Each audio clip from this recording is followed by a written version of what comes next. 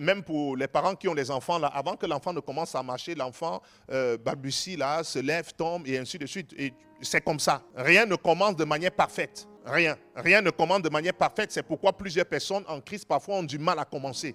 Parce que je vais commencer quand je me rappelle d'un frère, il y a près de 10 ans, aujourd'hui 11 ans, il était dans une église, il disait comment, bon, je préfère être dans cette église-là parce qu'on va m'envoyer dans une expansion, dans une église, l'expansion, il y a 400 fidèles. Voici 11 ans.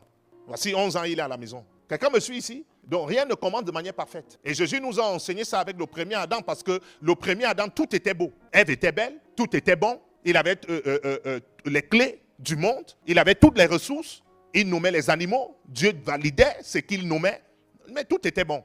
Mais comme il n'a pas grandi, il n'a pas été taillé, il n'a pas été bâti, il a échoué. Dieu, le Père, avait déjà prévu Jésus-Christ qui devait venir, être bâti, entrer au temple, grandir au temple, écouter les docteurs, écouter les rabbins, parfois être corrigé. Or, est-ce que l'Église me suit ici? Et devenir donc le Christ. Un enfant nous est né, mais un fils nous est donné. Donc, ce n'est pas un enfant qui a été donné. Et si tu veux étudier, tu finis par comprendre que Adam était grand de taille, mais c'était un enfant. Dis, je suis le deuxième Adam.